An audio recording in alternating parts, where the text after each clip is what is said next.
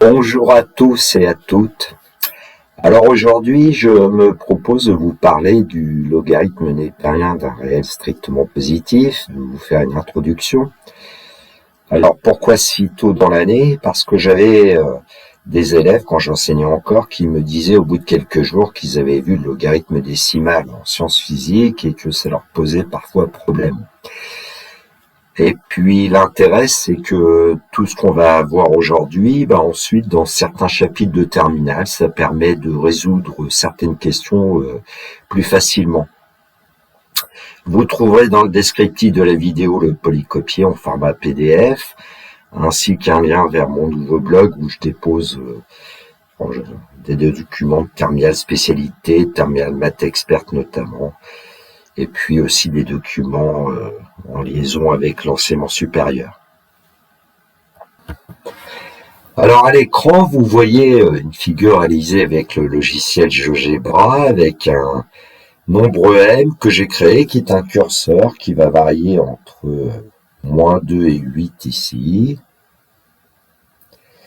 Et puis en pianotant le curseur, on s'aperçoit que la droite d'équation y égale m ne rencontre pas pour l'instant la courbe de la fonction exponentielle. Je rappelle que la fonction exponentielle est strictement croissante sur R et qu'elle est strictement positive sur R. Donc c'est pas étonnant que la droite d'équation y égale m, quand m est strictement négatif et même quand m va valoir 0, que ne la rencontre pas. En revanche, alors je vais prendre une valeur de m assez claire, m égale 4. Quand m égale 4, ici, la droite d'équation y égale 4, rencontre une seule fois la courbe de la fonction exponentielle en un point K, et puis pour ce réel m, l'antécédent de m par la fonction exponentielle, on lui donne le nom de ln de m, ce qui veut dire logarithme népérien de m. Et donc, ce qu'on peut constater ici, c'est que quand m est négatif ou nul, eh bien, le logarithme de m n'existe pas, et quand m est strictement positif, le logarithme de m existe. Alors, je vous ai placé deux points A et B de coordonnées 1e et 2e carré, parce que ce sont des classiques, et donc, en fait, l'antécédent de E par la fonction exponentielle, c'est 1. Et donc, on dira que ln de E vaut 1. De la même façon, on dira que ln de E carré vaut 2. Alors, quelques constatations par rapport au logarithme népérien de m. Donc, normalement, je vais me replacer ici à m égale 0. Il n'y a pas d'antécédent dans la fonction exponentielle de 0. Donc, ln de 0 n'existe pas. Et ici, ln de 0,1, par exemple, on peut constater qu'il est strictement négatif. Ln de 0,2 aussi, ln de 0,3, ln de 0. Et puis, on va voir que jusqu'à la valeur 1, voilà, donc avant 1, ln de m est strictement négatif. Ln de 1 vaut 0, puisque l'exponentielle 0 est égale à 1. Et quand m est strictement supérieur à 1, ln de m est strictement positif. Voilà pour le signe de ln de m. Variation. Alors, je vais repartir de peut-être m égale 0,1, voilà. Et donc, quand m augmente, on constate que ln de m augmente. Donc, la fonction logarithme népérien, qui a m associé ln de m, va être strictement croissante sur l'intervalle 0 plus infini.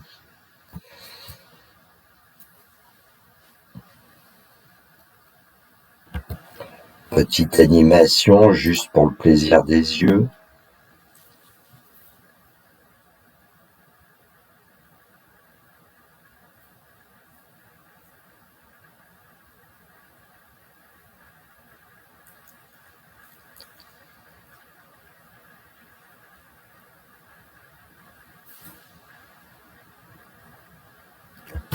Donc, introduction du logarithme népérien d'un réel strictement positif. Je vous ai tracé la courbe représentative de la courbe de la fonction exponentielle, dont vous reconnaissez un petit peu ce qu'on a fait avec GeoGebra, sauf qu'ici j'ai considéré une droite d'équation y égale p avec un p qui est négatif ou nul, et là la droite d'équation y égale p ne rencontre pas la courbe c de xp. Quand m est strictement positif, y égale m est une droite qui rencontre une seule fois, on l'admet, la courbe d'exponentielle en un point K, et on appelle l'abscisse du point K ln de m, donc en fait ln de m, c'est l'antécédent de m par la fonction exponentielle. Alors en termes d'équation, ce qu'on va pouvoir dire, c'est qu'à partir d'une lecture graphique, on conjecture et on admet que si P est négatif ou nul, alors dans R, l'équation exponentielle x égale P n'a pas de solution. Et si M est strictement positif, alors dans R, l'équation exponentielle x égale petit m a une seule solution, notée ln de m, et on lit logarithme népérien de petit m. Remarque, logarithme népérien de petit m, qui est le logarithme népérien de petit m, où m est un réel strictement positif. Alors évidemment, souvent, ln de m, voilà comment on le dit, c'est le logarithme népérien de m. La fonction qui aurait Lx strictement positive va associer ln de x, c'est ce qu'on appelle la fonction logarithme népérien, notée ln, qui est définie sur l'intervalle 0 plus infini ouvert en 0. Y égale ln de x signifie qu'exponentielle y égale x. Alors pourquoi népérien? C'est en hommage à un mathématicien écossais qui s'appelait Népère. Alors attention, langage Python, la fonction ln est notée logée. Ah, j'ai oublié de dire que y égale ln de x signifie que exponentielle y égale x, c'est ce qu'on a vu finalement tout à l'heure avec le logiciel GeoGebra. Alors une équation, m est un réel donné strictement positif, et à partir du schéma que vous avez dans le polycopier, à partir d'une lecture graphique, vous pourrez conjecturer et admettre que exponentielle x est plus grand que m si et seulement si x est plus grand que ln de m. Et puis par exemple, exponentielle x est inférieur ou égal à m si et seulement si x est inférieur ou égal à ln de m. Donc la propriété que j'admettais avec les élèves en début de terminale, qui sera démontrée plus tard dans le cours sur le logarithme népérien. Pour tout réel b plus grand que 0, l'équation exponentielle x égale b possède une solution unique, petit a dans R. Bon, j'ai un peu modifié les lettres, ça n'a pas beaucoup d'importance. On dit que a est le logarithme népérien de petit b, on note a égale ln de b. Donc autrement dit, si on considère un réel a et un réel b strictement positif, dire que b égale exponentielle a signifie que ln de b égale a. Alors, première approche pour aller voir une propriété, donc soit un réel a et un réel b strictement positif, tel que l'image de a, c'est b par la fonction exponentielle, donc b égale exponentielle a, et puis du coup, b a pour image a par la fonction logarithme népérien, et petit a égale ln de b. Alors, premièrement, comme ln de b est égal à a, on va pouvoir dire que, comme b vaut exponentielle a, ln de exponentielle a égale a. Deuxièmement, comme b vaut exponentielle a, donc on va pouvoir dire que b est égal à exponentielle ln de b, puisque petit a c'est ln de b.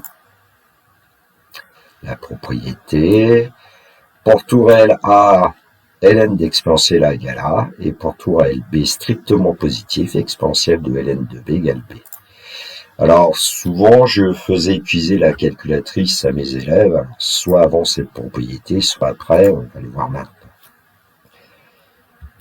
Donc l'utilisation d'une calculatrice, peu importe le modèle pour l'instant en tout cas, et puis par exemple je faisais taper ln de exponentielle, d'ailleurs vous pouvez voir que sur le clavier ici ln et exponentielle x sont associés, et puis les élèves choisissaient un nombre. Alors là je vais peut-être descendre, pas l'habitude de cette calculatrice.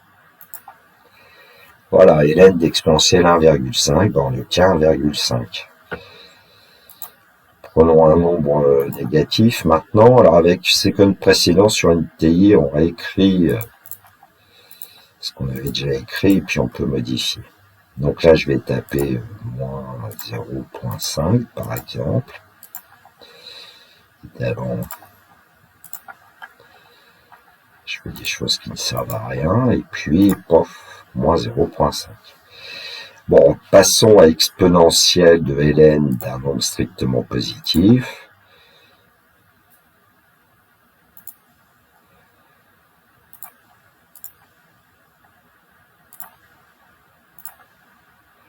Exponentielle de ln de 3 vaut 3. Alors, comme certains élèves n'étaient pas toujours convaincus que la fonction logarithme népérien, et si on veut voir si logarithme népérien donne une réponse de 0, pardon, hop, quitter. Bon. Et puis on a une indication ici. Bon, ln de moins 1 par exemple. Évidemment, à nouveau quitter en mode réel, le résultat de tous les calculs va être un nombre réel. Bon, ln de... Oh. ln de 1 quand même. 0. ln de 2, alors souvent je conseille aux élèves de se connaître une valeur approchée, environ 0,693, environ 0,70. ln 2, on sait que ça fait 1, et puis comme E est compris entre 2 et 3, ln de 3 doit être un peu plus grand que 1, environ 1,1.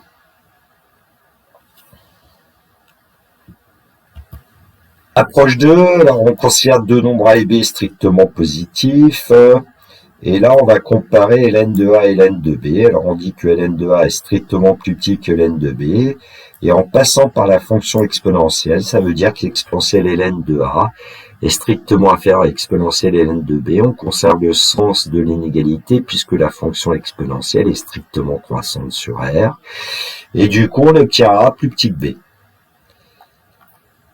Et donc, en fait, ici, quasiment, avec la définition du cours de seconde, on a démontré que la fonction logarithme népérien est strictement croissante sur l'intervalle 0 plus infini ouvert en 0.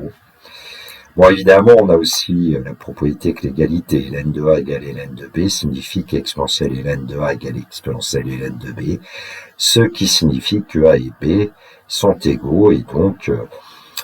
deux nombres réels strictement positifs sont égaux si seulement s'ils ont le même logarithme népérien.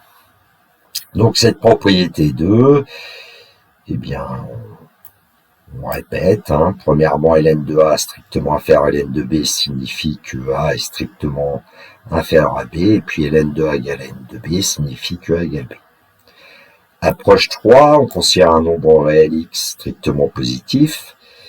Alors, on va résoudre ln de x égale 0, ça signifie que ln de x égale ln de 1, puisque ln de 1 égale 0, et en utilisant la propriété précédente, ça signifie que x égale 1. Alors, on aurait pu utiliser l'exponentielle, mais bon, ça permet de voir les propriétés aussi avec le logarithme népérien. Et ln de x est strictement supérieur à 0, signifie que ln de x est strictement supérieur à ln de 1, ce qui signifie que x est plus grand que 1. ln de x est strictement négatif, signifie que ln de x est strictement inférieur à ln de 1, ce qui veut dire ici que x est strictement inférieur à 1, mais comme x doit être un nombre strictement positif, j'ai préféré vous mettre que ça signifie que x est strictement compris entre 0 et 1. Donc la propriété 3, évidemment, résume ce qu'on vient d'obtenir. Et puis je rappelle que le signe de ln de x, on l'avait vu tout à l'heure, on avait conjecturé que le logiciel GeoGebra. La propriété 4 va être une propriété avec les propriétés algébriques du logarithme népérien. Alors là, je vais vous balancer les résultats et ensuite on va effectuer des démonstrations. A et B sont des réels strictement positifs, P est un entier relatif. Alors la propriété qu'on appelle souvent fondamentale, ln de A multiplié par B, ça sera ln de A plus ln de B. Alors comment est-ce qu'on pourrait la conjecturer? On sait qu'exponentielle transforme une somme en un produit, donc on peut imaginer que ln va transformer un produit en une somme. Alors, on va tout de suite faire la démonstration de cette propriété. Alors, je pose grand X égale ln de A fois B, le premier membre, Y égale ln de A plus ln de B, le deuxième membre, et puis on aimerait bien démontrer que grand X égale grand Y, et ben on va passer par la fonction exponentielle. Exponentielle grand X, ben c'est exponentielle de ln de A fois B, et on a vu tout à l'heure que exponentielle de ln de petit m, par exemple, c'est égal à petit m, donc on obtient A fois B. Pour le deuxième, exponentielle y, c'est exponentielle ln de a plus ln de b. On l'a dit tout à l'heure que exponentielle transforme une somme en un produit, donc on va obtenir exponentielle ln de a multiplié par exponentielle ln de b, ce qui donne a fois b.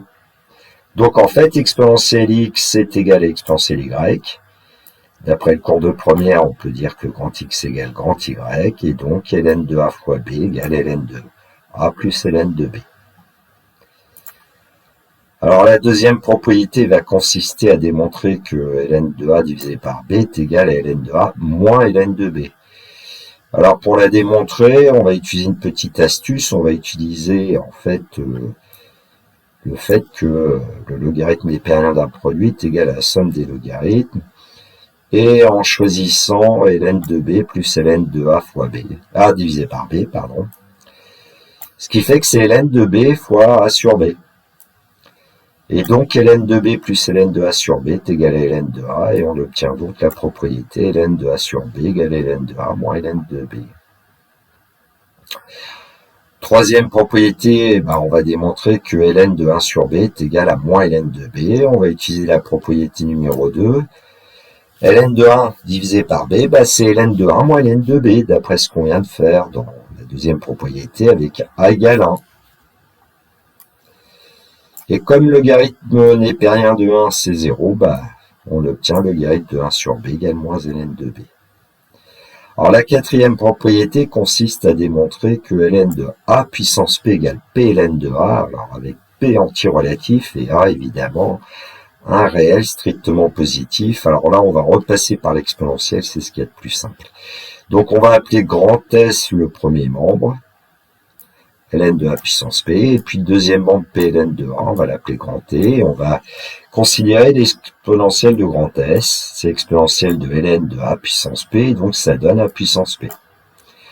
Exponentielle t, c'est exponentielle p ln de a, alors ici il faut être un tout petit peu astucieux, et dire que exponentielle de p ln de a, c'est exponentielle de ln de a à la puissance p. Ces deux nombres sont bien égaux. Et puis, exponentielle ln de a, c'est a, donc on obtient a puissance p. Exponentielle s est égal à exponentielle t, donc s égale t, et donc on a la propriété voulue, ln de a puissance p égale p ln de a, qui est fort intéressante, puisque dans le premier membre, p est en exposant de a, et dans le deuxième membre, petit p, en fait le deuxième membre, c'est fonction linéaire en p. Alors la cinquième propriété consiste à démontrer que ln de racine carrée de a est égal à 1 demi de ln de a. Alors pour le démontrer, on va plutôt démontrer que 2 ln de racine carrée de a égale ln de a.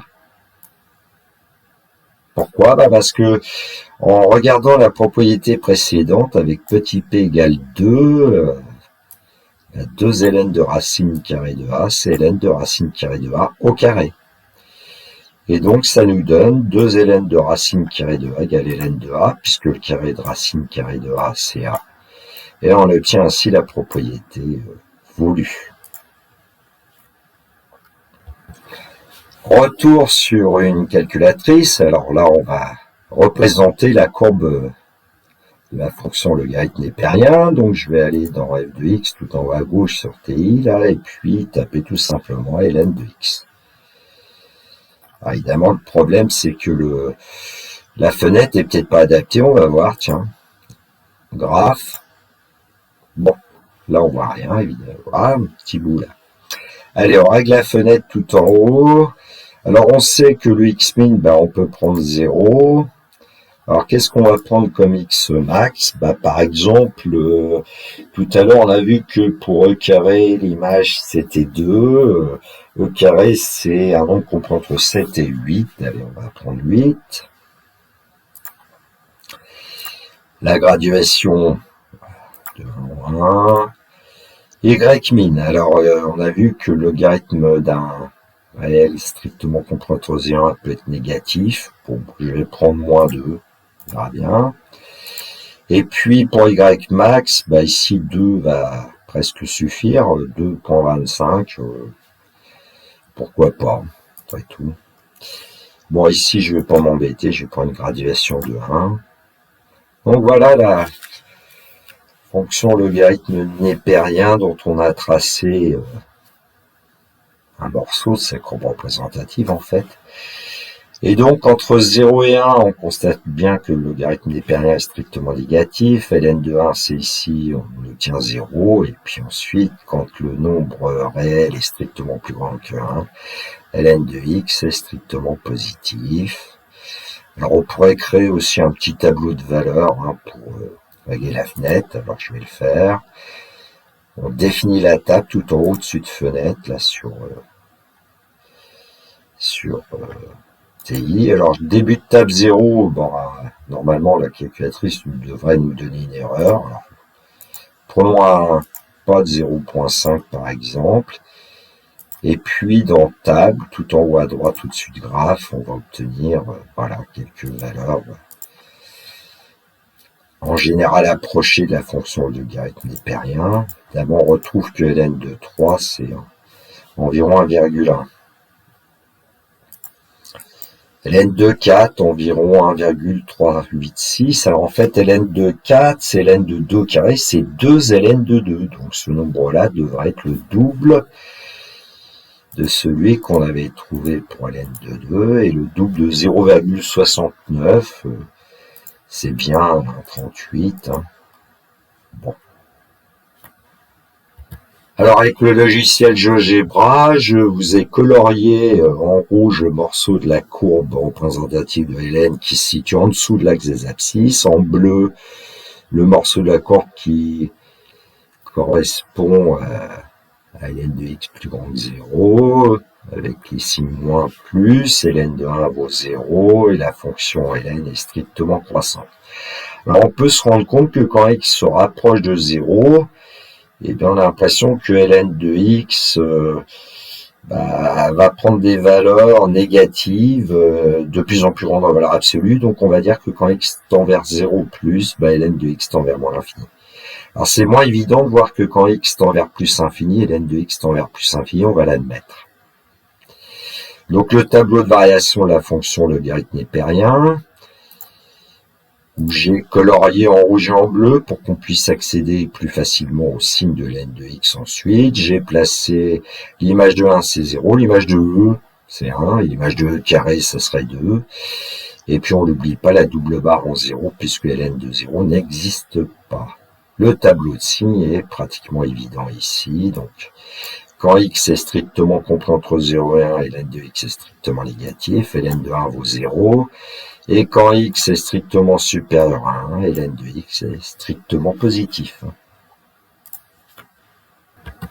Alors après cette introduction, je vais faire une vidéo, épisode suivant, avec des applications sur le logarithme népérien,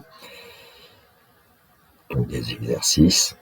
Voilà, j'espère que vous avez apprécié cette vidéo. Si tel est le cas, un petit pouce levé m'encourage, un commentaire éventuel. Il me reste à vous souhaiter une très belle journée, surtout prenez bien soin de vous, et que la force soit avec tous ceux qui doivent étudier. Moi, j'étudie chaque jour, j'apprends chaque jour. Il me reste à vous dire le classique, au revoir.